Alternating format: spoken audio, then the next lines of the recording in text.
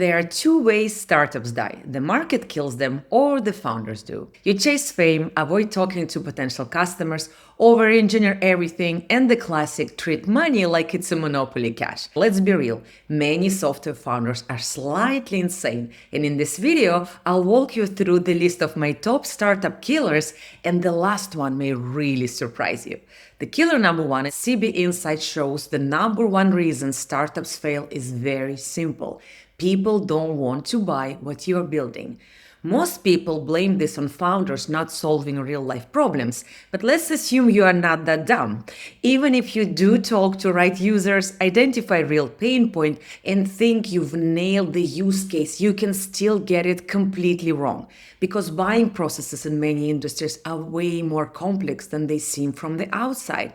Decisions involve layers of approvals, budgets, and politics. Sometimes you just don't have access to the people who can actually move your solution forward. And the opposite can happen too. Someone inside a company may help you land the proof of concept, but it turns out it was only their specific problem the market does not care about. That's why the real goal is not just to find a solution to an existing problem. You want a general need that the wider business or social community clearly recognizes. Think about big challenges we all see around us. Aging populations, people still doing dangerous jobs, kids getting addicted to social media, or even something very simple like drowning in email spam.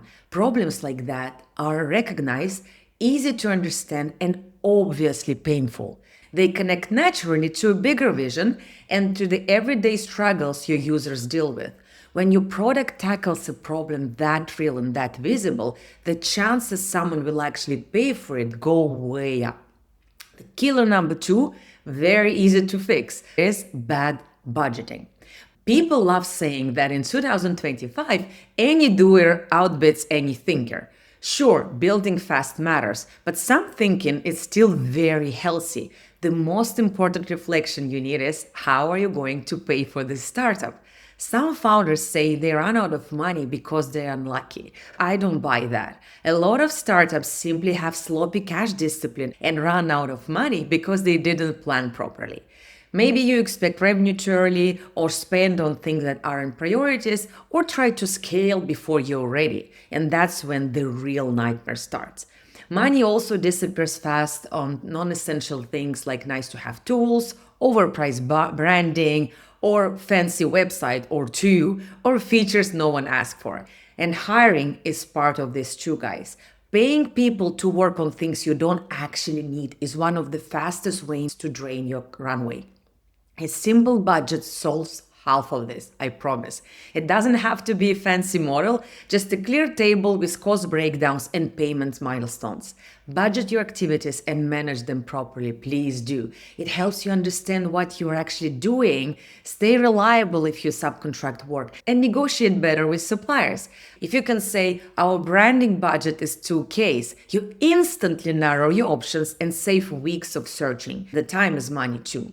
Running out of money, guys, is often a symptom, and one of the causes of spending on the wrong things is poor prioritization, which leads us directly to the next point.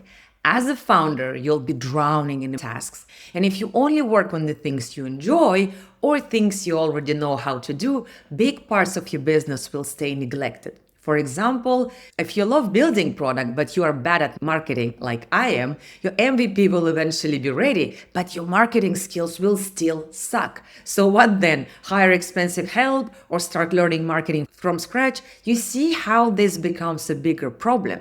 Your startup needs a balanced, holistic approach. Funding, product people love, and steady sales all matter equally. If you ignore any of them, the whole business suffers. The key is to prioritize the work that actually moves company forward as a whole. And one of the simplest ways to stay on track is maybe Eisenhower matrix, when you need to focus on important, not just urgent fires. Try to delegate noise and cut all the distractions so you can spend time on tasks that actually matter. And look, I understand this advice sounds banal and lame, and maybe sound like your grandma. If you're a procrastinator or have an obsessive personality like me, the kind where you get so excited about an idea that everything else disappears, then you need to put an extra effort to put your prioritization under control. What helps me is making sure I touch all the important areas at least once over a short period of time. For example, if products is a top priority this month, I'll still speak to at least one prospect every week or test a new campaign tool every couple of months. Those small, consistent steps will keep everything important moving forward and not just my MVP. Now, killer number 4, overthinking features. A lot of founders think product failure happens because the tech isn't good. But honestly, products rarely fail because of the bad architecture. They rather fail because they're confusing to the user or, more importantly, to a buyer. You can have a feature-rich product and still deliver almost no meaningful outcome. If people, for example, can activate or understand the flow easily or fastly have a aha moment, you failed as a startup. Most founders create a lot of nice to have experiences instead of a clean, obvious solution to a big pain. And if there is a weak problem solution fit from a perception point of view, no amount of features will save it. One thing to understand is that even if your product can solve many problems, if the use cases are too broad, too abstract, or too technical, pitching your product becomes a nightmare. The more complex your pitch is, the harder it is to explain your solution. And if people don't understand it quickly, they won't use it. And of course, they won't buy it. So what you can do? My favorite is pause any feature that don't align with your core promise. This leads us back to remind yourself what's your core promise. And then don't deviate until you nail it. The whole team needs to understand this. If you need to focus on something beyond your core promise, it's a UX. It's a must for startups nowadays. Please remember that. Now let's move to the next point. A shocking number from CB Insights says that almost 1/4 of startups failed because the team breaks down. But honestly, I do think it's shocking because it's low. I think it's half. One bad relationship can quickly slow you down and there will be no way back. Co-founder issues are a huge part of this. The real killers are usually the quiet things, maybe unspoken tensions, resentment over workload, super important, mismatched expectations, different working styles, or decisions that never get talked through. Instead of facing hard conversations, founders bury them or postpone them forever. But by the time problem surfaces, it's usually too late, and fixing the relationship takes an enormous amount of emotional and operational effort, and rarely we do that. And then comes hiring. If your early team doesn't have complementary skills or a shared view of what matters, everything becomes really fragile. You get gaps no one can fill or micromanagement because one founder turns out to be a complete control freak. That happens too. Maybe it's you. And you won't see any of this in the pitch deck. You will just see it in the results months later. So things you can do. There are rule number 1 that I like to apply, and I keep repeating it in every video.